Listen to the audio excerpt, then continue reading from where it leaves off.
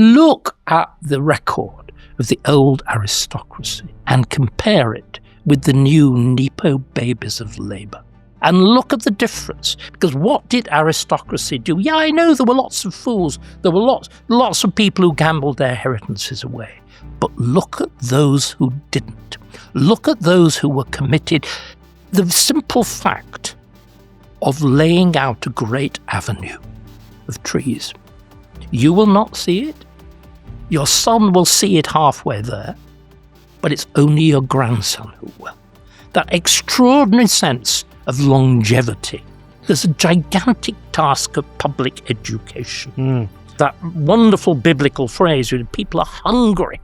They need feeding.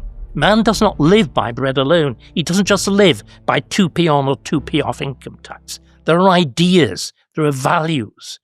If you don't teach good values, people absorb bad ones. It's as simple as that.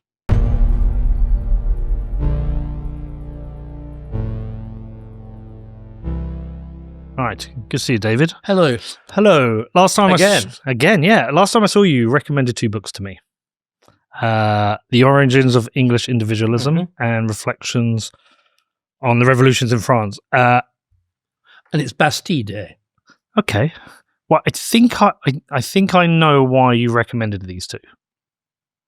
But I have to be honest about how I read them, because I was on holiday and I started with Reflections on the Revolution in France, and it's a hard read.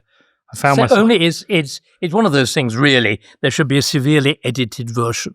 You don't want to read page after page on the impossibility of assignat or paper currency, or what happens when you alter the geographical boundaries of tiny little places in the French provinces. Yeah. Well, there are some great passages. Yeah. Well, I found myself reading paragraphs over and over again to try and understand them. So in the end, I cheated. I'll tell you my process of cheating, but I hope you appreciate this. I debated the books with AAR. I have sat through constant tutorials with students, so I can see through every cheating.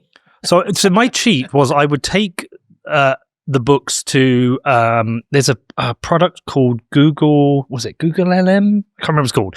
And you can upload a book to it, and it creates a podcast to discuss the book.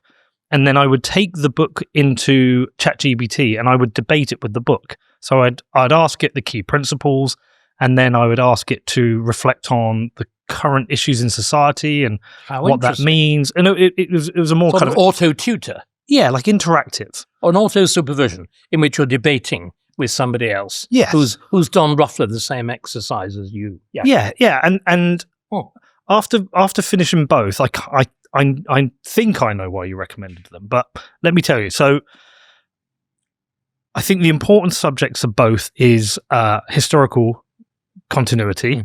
Or discontinuity. But we should encourage historical continuity. And I got to the point... Not unthinkingly. No, consciously. Yeah. But there was another moment I had whereby I was thinking about so on the Reflections of the Revolution in France, it talked a lot about the kind of rash revolution, theoretical ideas that doesn't understand the complexities that had been built up over generations. And weirdly, it aligned with two other books I was reading. I was reading The Fatal Conceit by Hayek, which also talks about the complexities of the economy, and then a book by Jane Jacobs called The Death and Life of Great American Cities, which again talks about central planners trying to plan cities and not understanding the complexities that have been built up in a city. And so what I kind of realized is there's a stream of books which understand the kind of spontaneous order of humans, and there's a bunch of central planners who think they know better, who screw things up. Roughly right. I mean, I think that's essentially it. I mean, what Adam Smith, the simplest way of understanding this is what we now understand about how the market works. The idea that there is a rationality in the market, which, and indeed a social function in the market, which is a product, not of anybody having designed it or anybody having particularly high moral standards, but everybody pursuing their own self-interest somehow leads to an outcome which effectively benefits everybody. That's the argument. And it's Whereas the contrary view is the view of the state planner, the view of communism, the view of Fabianism, the view which, of course, is dominant in our current government, the idea that of the town planner, generally speaking, disastrous. The contrast, if you like, broadly, between America and the Soviet Union. Yeah. But again, the arguments are often very subtle. Again, it can risk just slipping back into narrow worship of the past, into an elevation of this is the way we've done it, therefore we must never change it. That I think is not at all what is the basic idea. People like Hayek, people like Burke himself.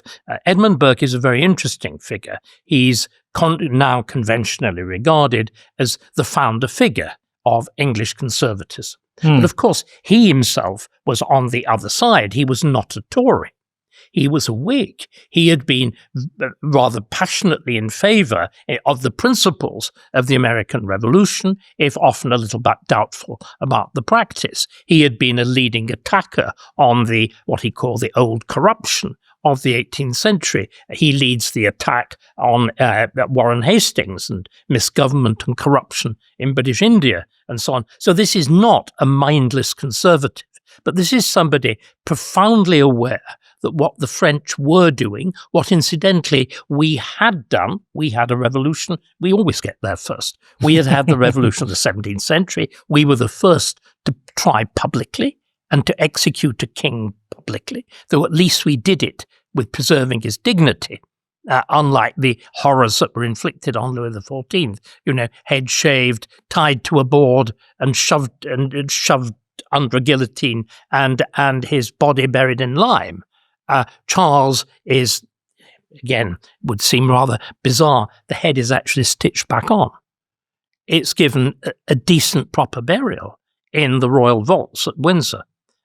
There is a very, very different sense from the machine of killing, the French Revolution, what we did, but it was still a very radical revolution. The great difference is the English took, again, we could think about the other book, the Alan Macfarlane book. The English, and indeed the British, but it's largely the English, in 1660, take that astonishing decision to undo a revolution, to decide that the revolution they had, which in many ways was as radical as the French, you tried to extirpate the very word king, which of course is profoundly entrenched in the language, the king's laws, the king's highway and whatever. You try actually to extirpate it. You destroy the royal regalia in England much more thoroughly than you do in France. Nevertheless, within 2 decades, you decide,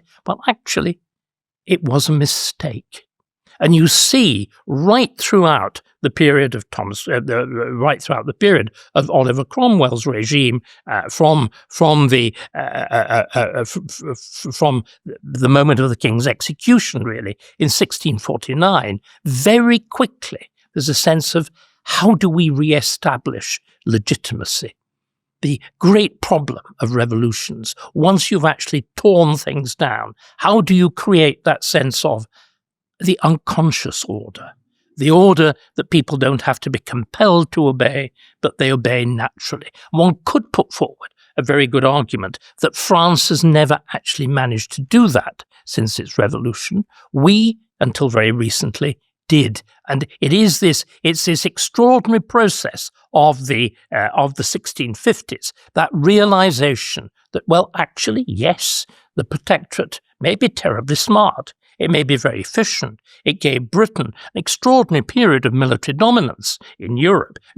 Oliver Cromwell is the only person ever to have conquered the whole of the British Isles. It eludes the great kings of the Middle Ages. It eludes Edward I. It eludes Henry VIII. It eludes Henry V was busy conquering the rest, conquering large chunks of Europe. But Oliver Cromwell succeeds. Again, the extraordinary triumphs of the British Navy in that period. But for all of that, it's a military dictatorship. There is a progressive sense of resentment of this is not how we do things. And you can see, even especially under Cromwell himself, there's an increasing shift. Well, we don't actually know what the powers of a protector are. They're unlimited. We want the powers of a king because we know what they are. The position of king is known and limited. And again, it's this extraordinary fact, which is something I'm keen to develop and keen to entrench. Monarchy, though England was, it had a fully developed sense of a limited constitution way, way, way before the 18th and 19th centuries.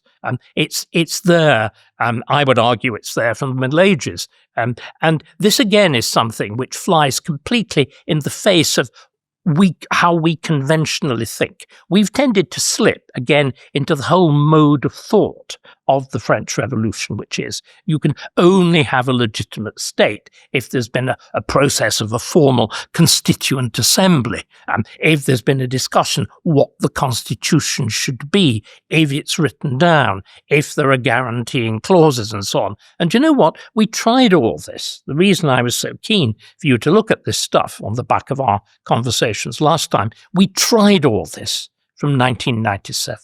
What we did from 1997 was to come up with the extraordinary notion that this tried and tested wisdom, if you like, the free market constitution, really wasn't good enough. It had only worked for about 800 years. Who cares about it only working for about 800 years? It's not new. It's not shiny. It's not plastic finished. It's not the latest European thing. And Blair, the whole of the group of people around him, they were neophiles, neophilia. I regard it as being in many ways worse than paedophilia, this worship of novelty. It is the attitude of mind of a backward teenager on Christmas Day. I want the newest, I want the latest, I want a toy. And we substituted accumulated functioning wisdom for a series of new, shiny, trashy, plastic, mass-produced constitutional toys. That's been the catastrophe. That is the catastrophe whose fruit we're reaping now. The humble bee, a keystone species crucial to the survival of Earth's inhabitants. Here's how things would look if bees vanished. And here's how they'd look if humans vanished. But imagine if instead we became a keystone species by doing things the right way, by taking responsibility for our actions and becoming the solution. Iron mines, the world's most responsible currency, the right way. Because the future depends on it.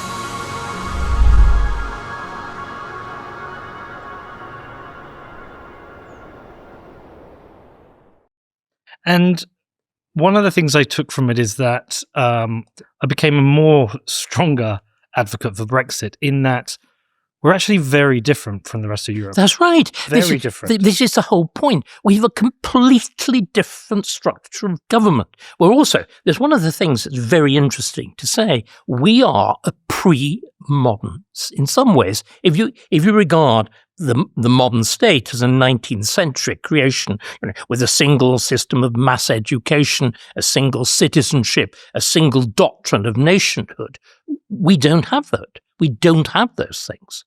Now, this separates us not simply from European states. It also separates us very largely from the United States of America. We are this astonishing survival of an 18th century state. We were put together largely in 1707 with the Act of Union, and we are, of course, a union of two ancient kingdoms, England and Scotland, with very different traditions, different senses of nationhood, the incorporation of an on-off principality, Wales, and a strange rump of what had been another semi-kingdom, Ireland. In other words, there are four very different patterns. We've only to listen to an Ulsterman to realise we've just had the 11th and the 12th. Do we know how different they are? And yet we were able, for this extraordinary stretch of time, to produce a kind of compounded identity, an identity that's not susceptible to simple rationalization, that you can't write down on the back of a playing card. It's not susceptible to the Edstones. You will remember Ed Miliband, the sort of little bullet points that the left loves so much. As we realize, of course, they're very fond of talking about the bullet points when they actually are required to do something to fulfill the bullet points. You may remember there's a wonderful freedom of information piece in the Times today. Starmer, at the beginning of his ill-fated premiership, announced there was going to be a scorecard that was going to be kept. An individual was actually set up. You remember? I can't remember whether they're called missions or God only knows what else they are, which were going to be scored. An individual was named. The Times, freedom of information, this thing that Blair said he wished he'd never done. Do you know what? They discovered not a single piece of evidence had ever been accumulated. Not one email had been written to set this process going. There's this worship of words, this complete ignoring of reality. And this, again, I think, is something very interesting about the neophilia of the Blair years. It is, we know it didn't work. There is a way you can tell whether things work or not, and it's called the results. Because again, what's very striking, I mean, you put your finger on some really important points. I always say the Channel is the widest strip of water in the world. You do things differently. It's like a mirror. Even something like the public interest means something very, very different on either side of the Channel. In France, l'intérêt public is determined by the expert. It's determined top-down by bureaucrats who are seen as being separated from merely the vulgar concerns of everyday people. That is exactly what the government is now trying to do. And I think it will grate even in the name of economic growth. Our view of the public interest is that it is determined by local interests arguing with each other until some form of compromise is reached or some debate yields a conclusion. We do it inductively as opposed to deductively.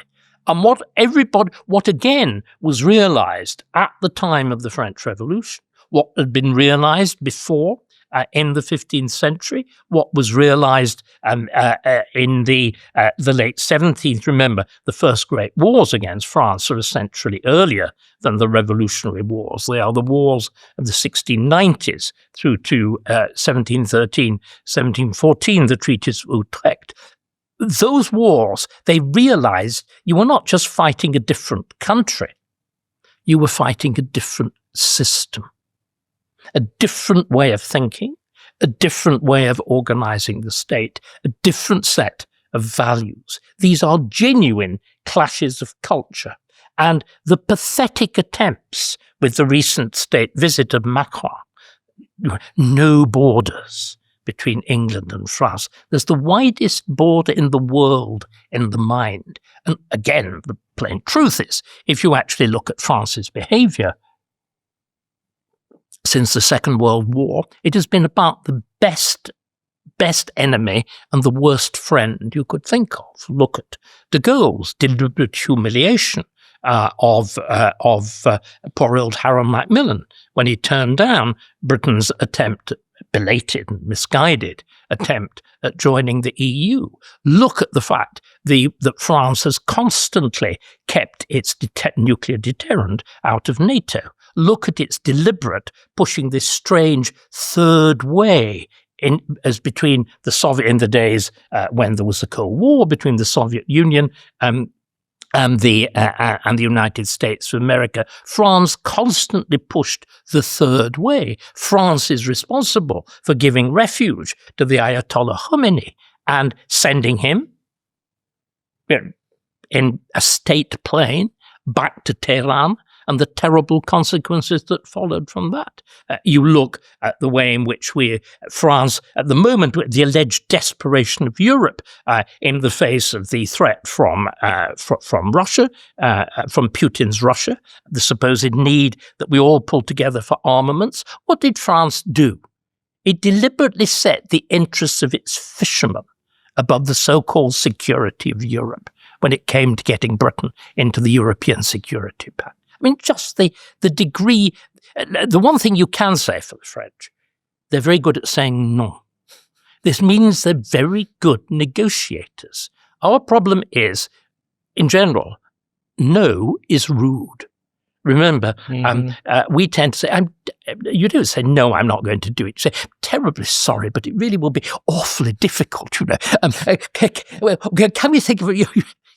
We're almost as indirect in language as the Japanese. But at least, let me give one thing to the French. They have preserved a clear sense of national interest, which they apply brutally and with absolutely no hesitation and no reservation. What we have got is an elite that has deliberately thrown away any such sense, which turns them into the merest plasticine.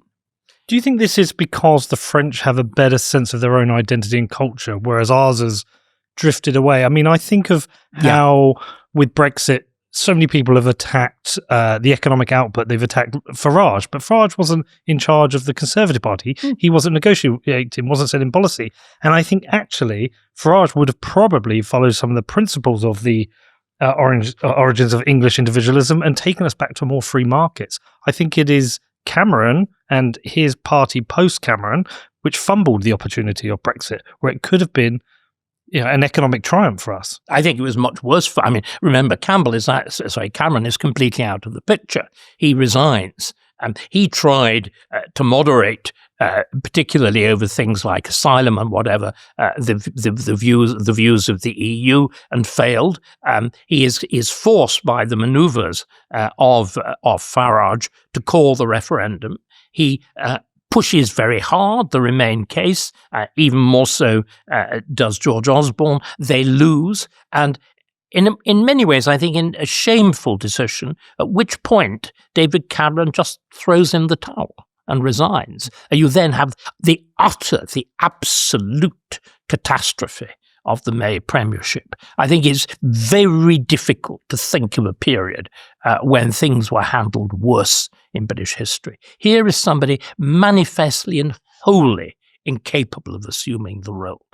Somebody who was at once clumsy, not very intelligent, and with a head stuffed with silly notions. It's under Theresa May that you do catastrophic things like legislate net zero. Okay, that was all there under Labour, but the person who actually legislates it into law sets a fixed target of 2050, which actually means that all policy over fuel extraction is now decided by judges. Completely deranged. It's Theresa May, under Theresa May, and the dreadful woman, Maria Miller, one of her junior ministers, that the process of gender self-recognition under a Conservative government begins. And above all, catastrophically, it's Theresa May who labels the Conservatives the nasty party. As we've seen with the collapse of our public finances, because we're so nice to everybody, we don't say no. We try to construct public policy as though we were a great national charity.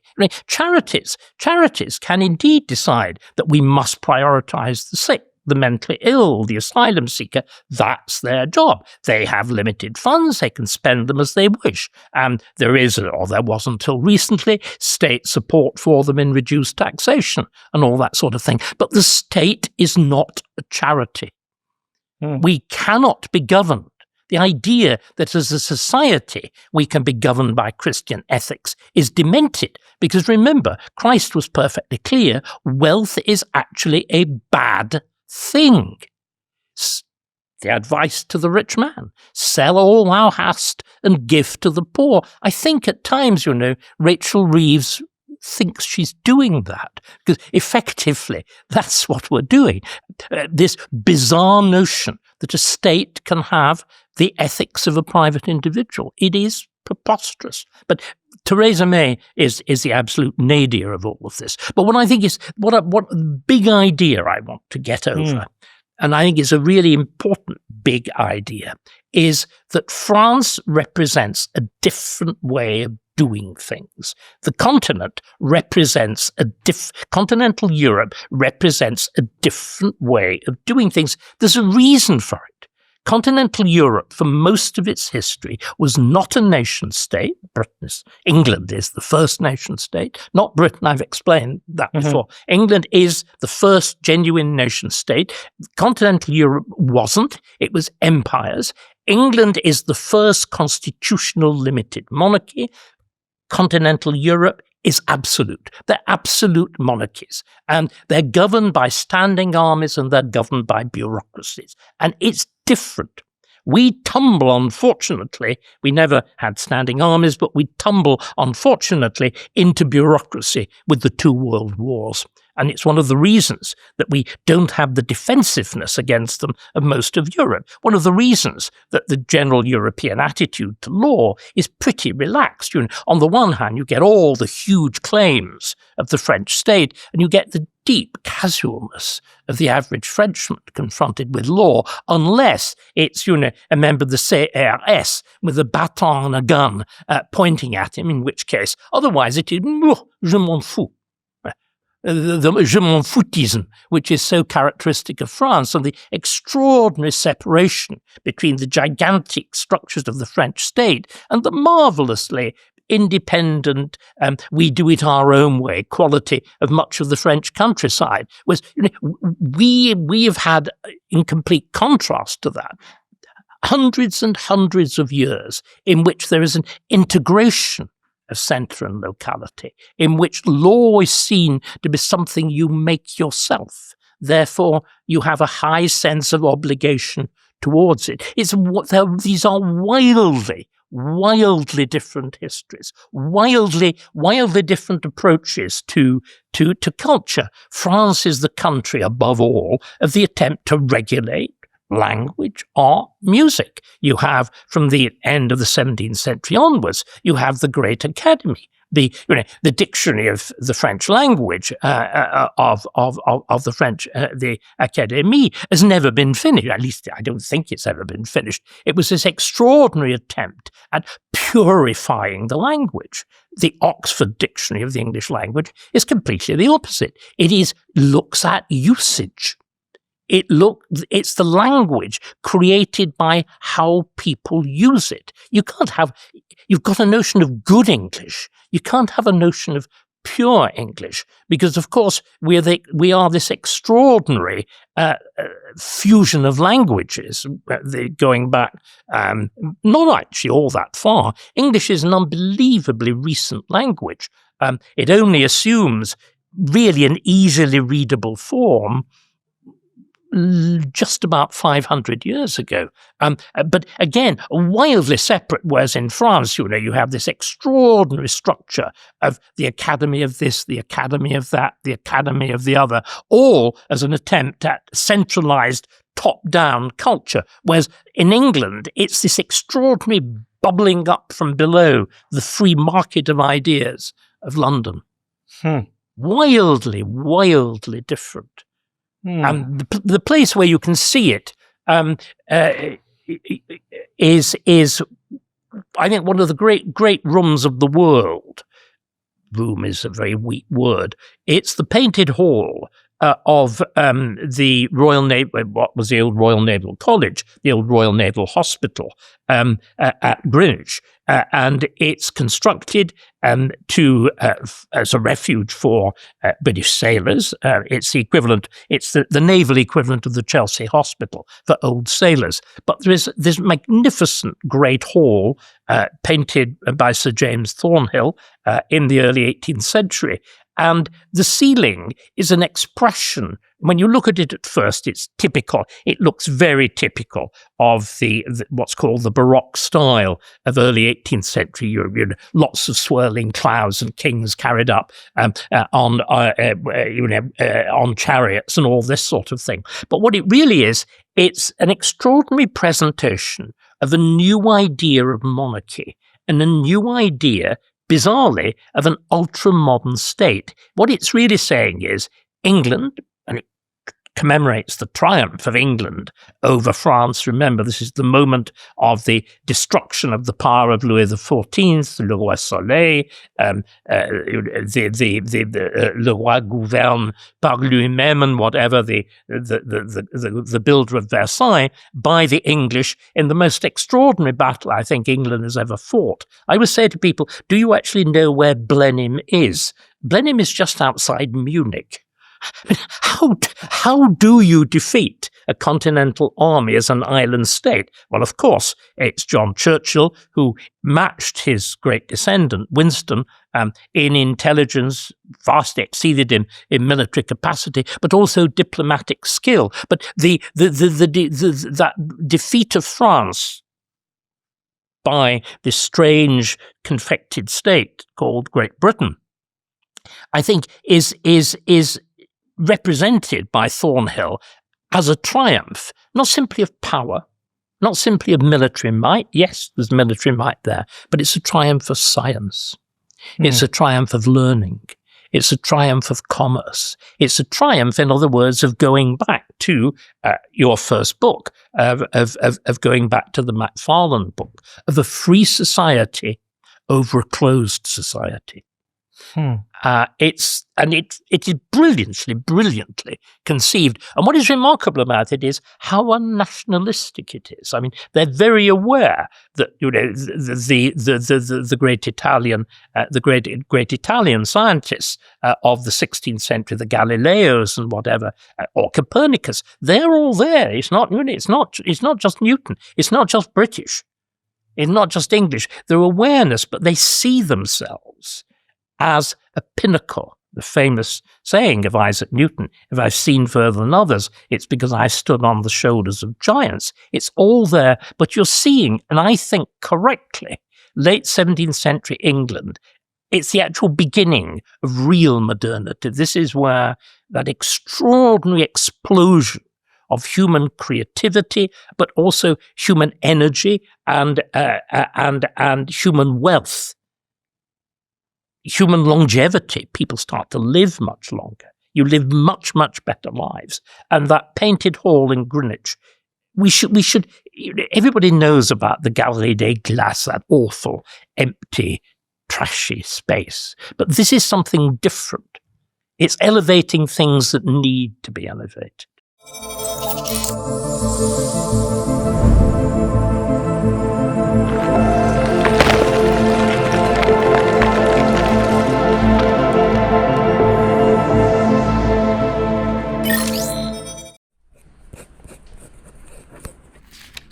Very important that you don't lose this, okay?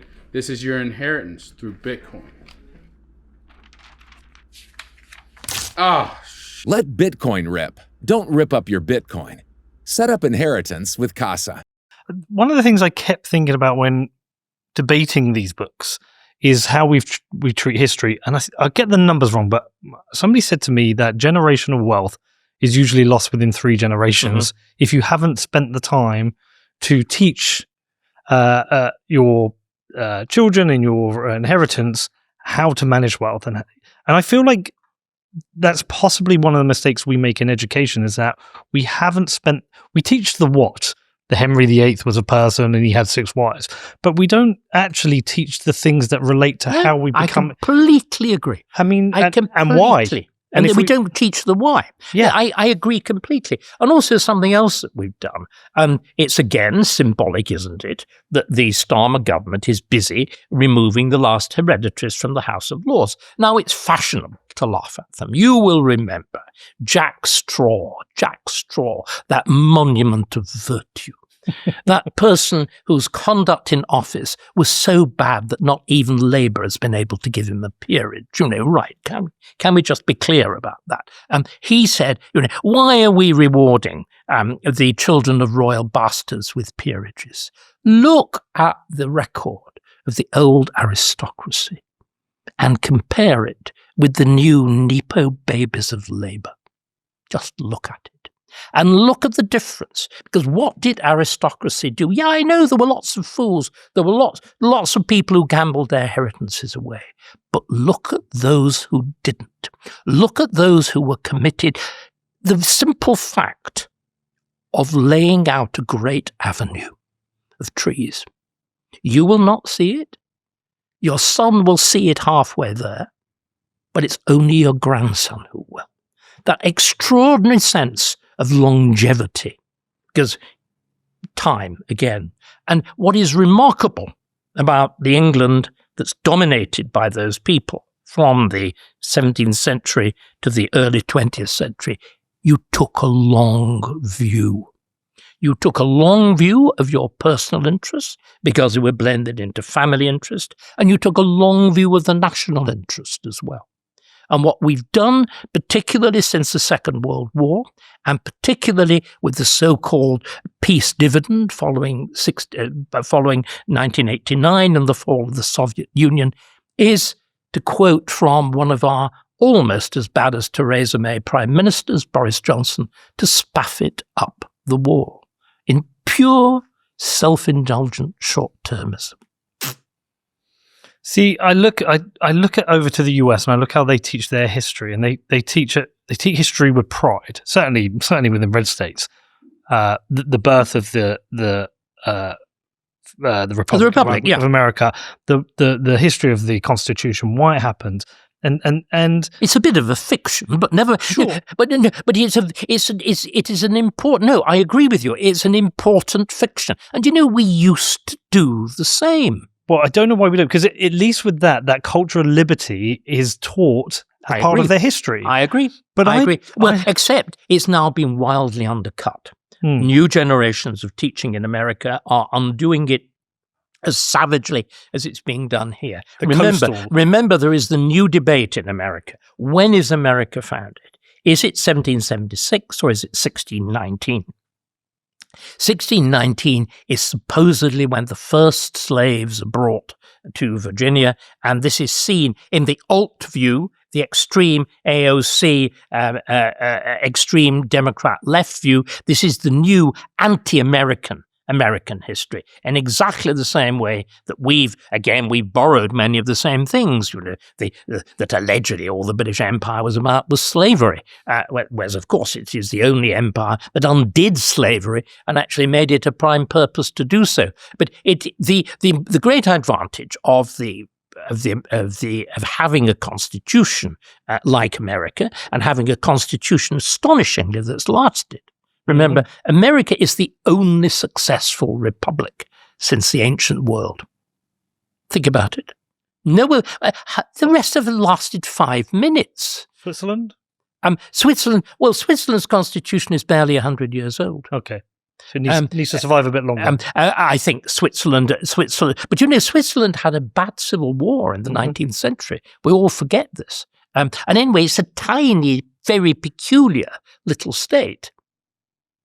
We're talking about a reasonable size of country. I mean, look at France. I mean, France is the key example of disaster. There have been 5 republics, 2 empires, and 2 monarchies. And one extraordinary confection in 1848 of a prince president.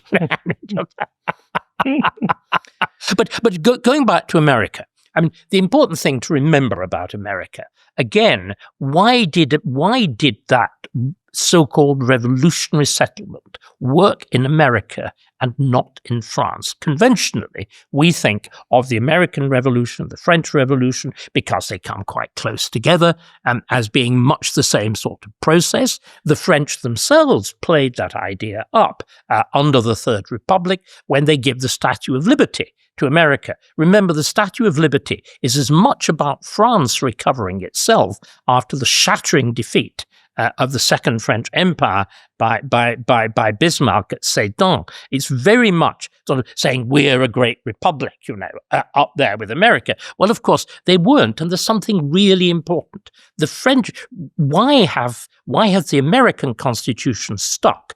And France, on the contrary, each constitution has been a bit of paper torn up, usually after 30 or 40 years. I mean, if you look in that period of time, with that astonishing, nearly 10 separate regimes in a couple of hundred years, barely lasting 20 years.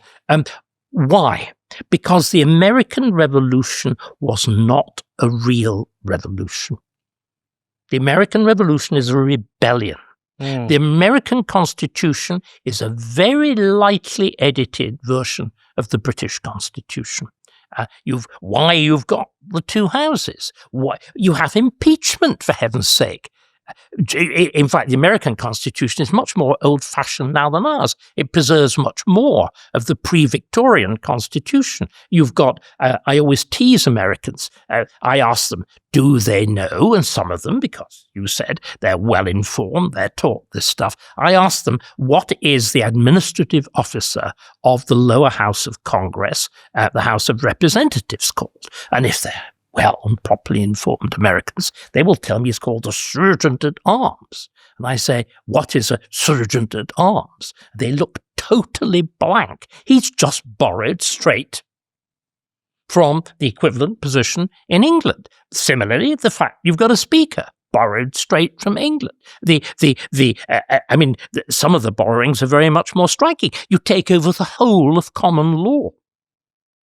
So, in other words, there is not all the things that are written about, by Burke, which you read a bit of, and then when you found analysed, debated, don't happen. There's no intention.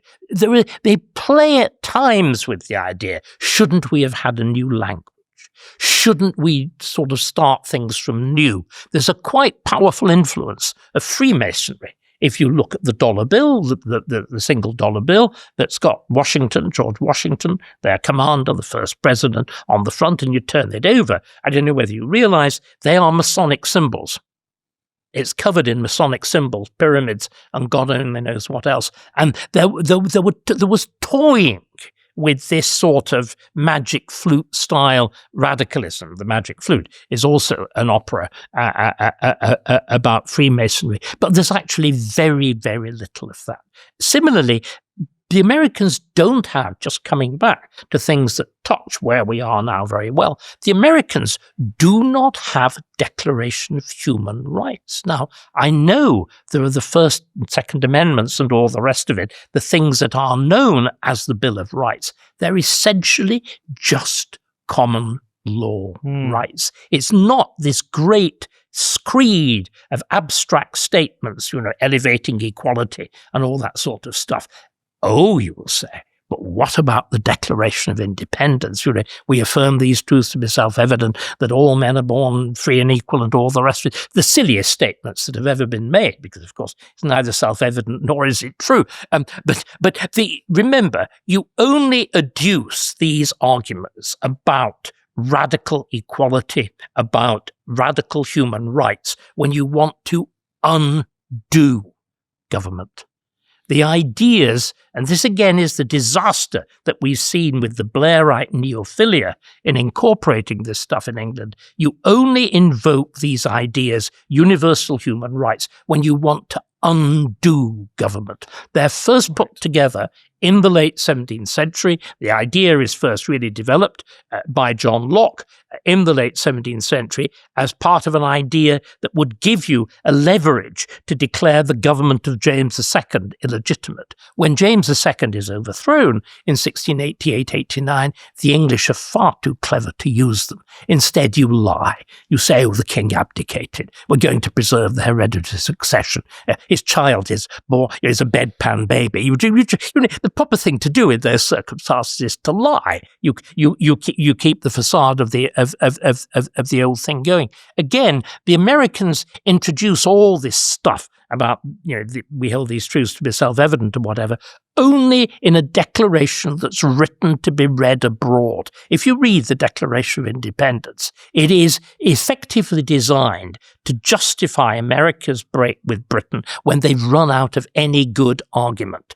And when it actually comes to drawing up their constitution, there isn't a peep of a reference to it. So this whole notion that America represents a country founded on the new principle of equality is hogwash.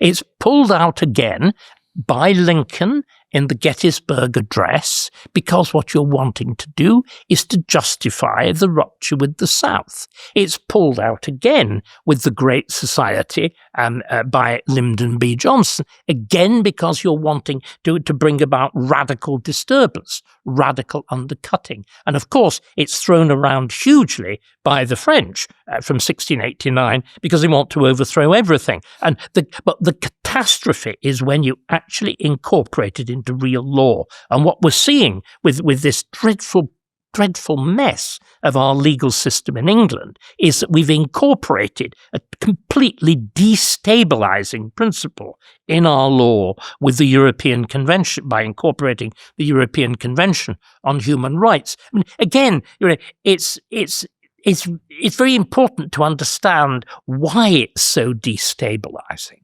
I mean, if we accept as the basic principle of what makes England, Anglo-Britain, England, Britain, whatever you want to call it, so peculiar, it is going back a very, very long way. The idea that the governors answer to the governed, and that the two, in fact, interchange their positions, and that law is made by and belongs to everybody by this process of a representative parliament that makes it okay.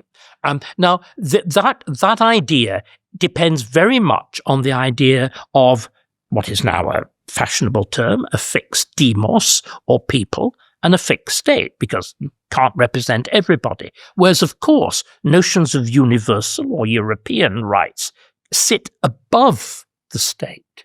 They sit above the demos. They sit above the community. And indeed, they call the very idea of a people, or of a nation, or of a state, or of its frontiers into question, don't they? I mean, not for nothing, when you think about it, did King Charles, dear me, whose head is stuffed with the worst kind, God knows, well, who educated him, that's the disasters there. I mean, no borders. States need borders, but not in the world of universal human rights, because if you presume universal human rights, you presume a universal human being. You presume we are all the same. And you see, this seems to me, Peter, this seems to me to be the fundamental catastrophe that we're debating at the moment. The whole liberal worldview depends on a view of universal human sameness, that we are all at heart the same. And it's a gigantic denial of history. It's a gigantic denial of language, which itself is history. It's a gigantic denial of culture. And it is an utter and complete catastrophe. Because, of course, these people who come in here are not themselves torn out of history. They are a product of their histories, wildly different and frequently hostile to ours. They are not value-free. They have values very much of their own, which are very often wildly contrary and aggressively damaging to our values. So what we've done, we've subscribed to a myth of universality, which has destroyed our own values and left us susceptible to the takeover by alien ones. It is a total disaster. You see, what I'm trying to get over to people, what's gone wrong? You can identify when it happened, why it happened, and how it can be undone. But the essential thing you have to do, which is why I gave you those rather abstract books, you have to understand the ideas. We have had for years and years and years a politics with no ideas, in which argument in elections has been, if you take 2p off the income tax here and put 1p on national insurance, everybody feels a lot better and will get elected. This sheer mindlessness associated with a lot of Oxford PPE in the press, with people like Daniel Finkelstein and whatever, and it is diminishing, it's demeaning, and it's left us defenseless. And we're going, one of the things, why am I here back a second time? I very much enjoyed the first one. There's a gigantic task of public education. There's that wonderful biblical phrase, people are hungry. They need feeding. Man does not live by bread alone. He doesn't just live by 2p on or 2p off income tax. There are ideas. There are values. You asked why we're not... If you don't teach good values, people absorb bad ones. It's as simple as that. So on this podcast, you are definitely hearing me talk about Bitcoin a lot. Well, why? We live in a really strange time with governments driving inflation with their reckless spending and endless money printing. There is a way out of this. There is a way to protect your money, and that is by stacking Bitcoin. I've made loads of shows about Bitcoin. You can go and research this, you can go and read the books, but the truth is, it is the hardest money ever created. If you are interested in protecting your financial future, it's time for you to get on the Bitcoin train. I've been stacking Bitcoin personally and through my businesses since 2017. It's protected me, it's secured my family's future, and it also strengthens all of my businesses. So if you want to start stacking Bitcoin, where do you do it? Well, for me, it's with Gemini. They're a fully licensed, full reserve exchange and custodian, so they give you a secure way for you to buy and own your Bitcoin. There's no risks and no funny business. So if you're serious about stacking Bitcoin the right way, head over to Gemini.com, which is Gemini.com. I want to ask something more about the American Rebellion. Interesting. Oh, you're getting the right way. Yeah, no, so it's interesting you say that, because one of the differences I can see between that and what happened with France is that in being a rebellion, it was an evolution of the revolution. But I think it was led by a group of very strong people who knew what they wanted, very clearly knew what they wanted. They wrote to the king specifically with their grievances. And once they were successful in their rebellion, they were able to implement what they wanted. It feels like in France, the revolution came from people who didn't actually truly know what they wanted. Oh, some of them did. But what I think is very clear is that remember, the American one is really, it's a direct military, right from the beginning, it's a military process. So in other words, it's an act of armed rebellion. By the way, the only reason it succeeds is the profound paradox that it's supported by absolutist France.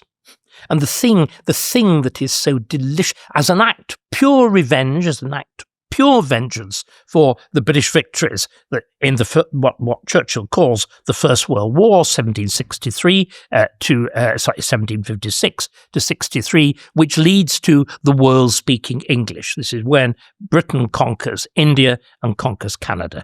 And that is the decisive moment at which France loses any chance of world empire, and instead the British Navy becomes the basis of this first genuine called Thassalocracy, sea-born, fleet-born, fleet-born empire.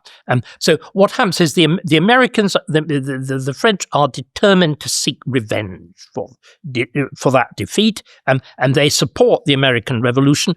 They bankrupt France. It leads directly to the revolution, and they also, of course, import a lot of the most dangerous ideas from America as well. So there's a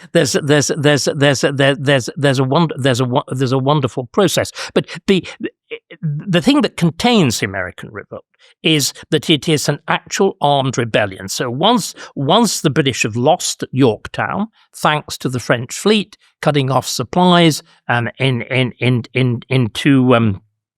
into the Chesapeake and whatever. Right, that's it.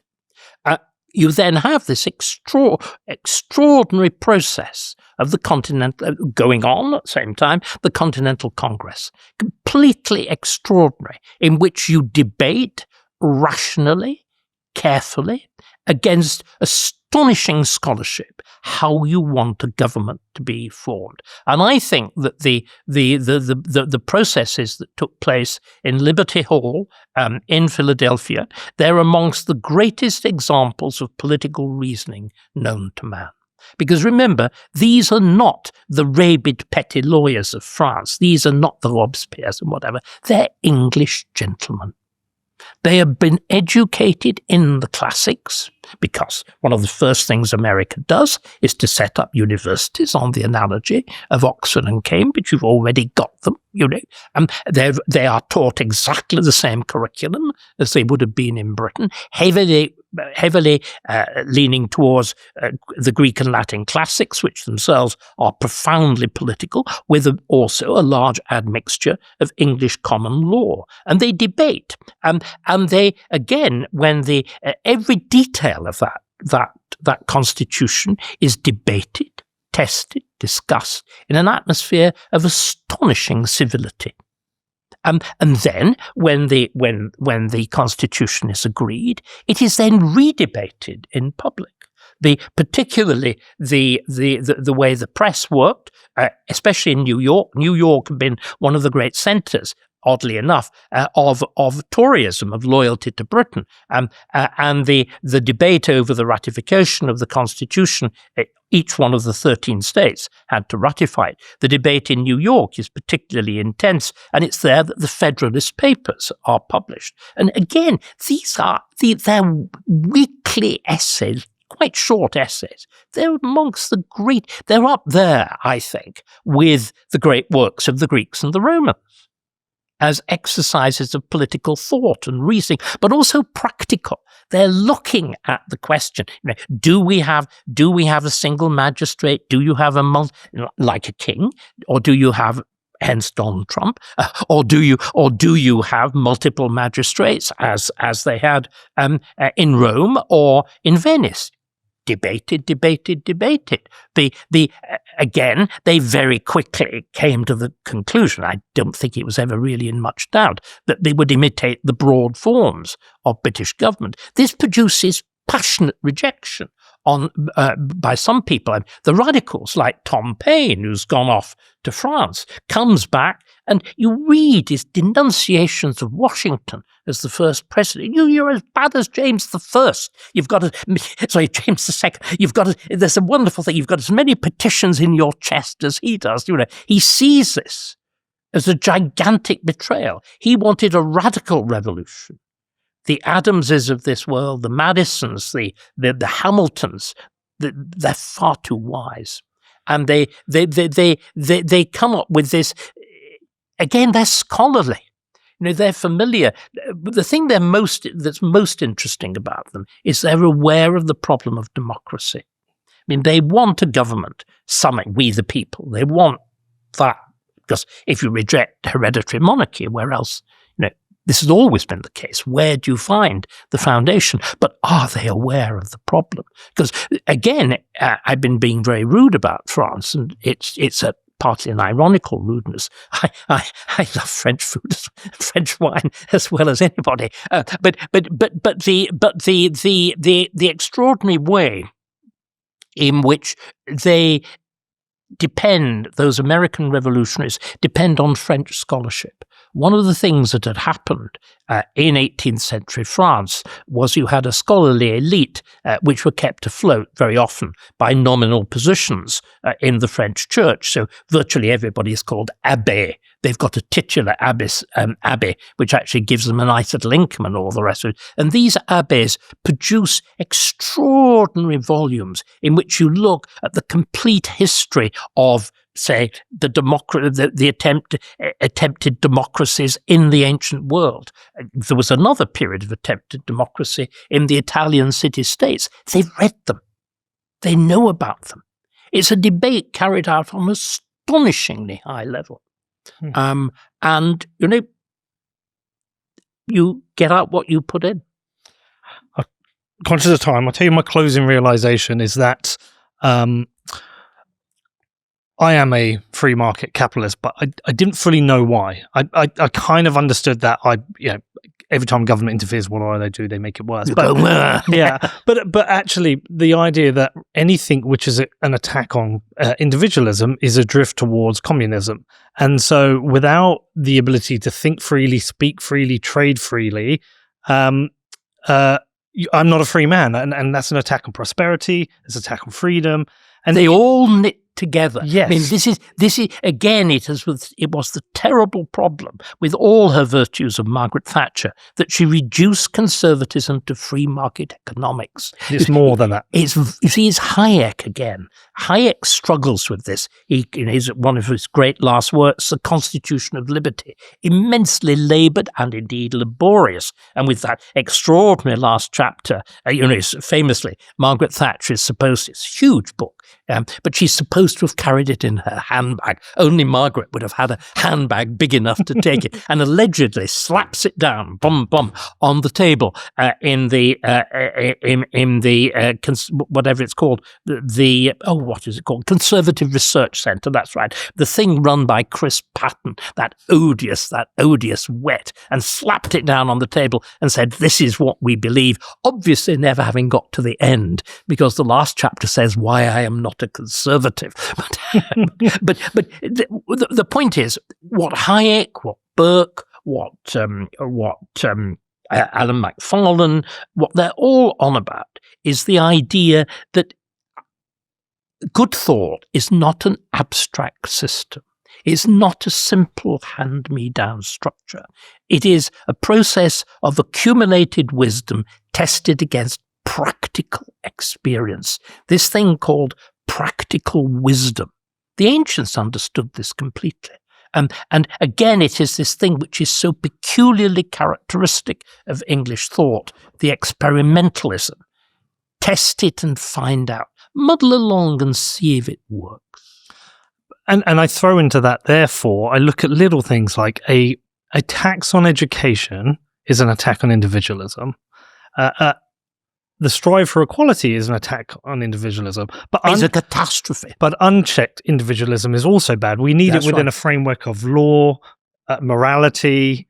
Above all, you need it within a framework of established ways of doing things. You need it in the kind of world, the fragments of which still survive. When I was a boy, when there were the remains of friendly societies, when there were clubs, when there was this whole world of little things. The thing again, going back to Edmund Burke, let's tie it all together, is little platoons, self-made groups of people, things that don't depend on the state. The catastrophe, and you see this particularly with this Labour government, the elevation of everything to do with the state. When Starmer comes in and says, we are here to govern for the public good, what he really means is the public sector. And it's an utter and complete disaster. The attack on private schools is criminal. The attack on private property is criminal. Again, one of the terrible failings of modern conservatism has been to inadequately defend property. And only if you have got that degree of independence which property offers are you, to a slight extent, safe against the state. I mean, just looking at me, some people would say I never did anything else, but never mind. And the only reason I was able to survive cancellation was because I had independent means. If I'd been a wage slave in a university, I would have been destroyed. And it's one of the reasons that we've got to defend the right of people to accumulate capital, to accumulate wealth. It's the only defense. The ancients understood this. The Americans understand it still passionately. Liberty and being a free man depends finally, I think, on those the thing that you've got that kind of foundation. You need a castle and you need a mound to stand on, and that mound is individual property, individual wealth. So where do I go next? Got to give you another book at some point, don't I? I'm going to scratch my head. One or two, you can email it to me. I've got to finish. I'm like I say, I'm on The Fatal Conceit from Hayek. I'm on Jane Jacobs, The Death and Life of Great American Cities. I've also actually just started a more modern book, Why Westminster Works and Why It Doesn't, which is blowing my mind. But look, anything you send to me, David, I'm going to read. And then I'm going to be out there defending individualism and freedom and liberty. Appreciate you as ever. Thank you. And thank you to everyone for listening.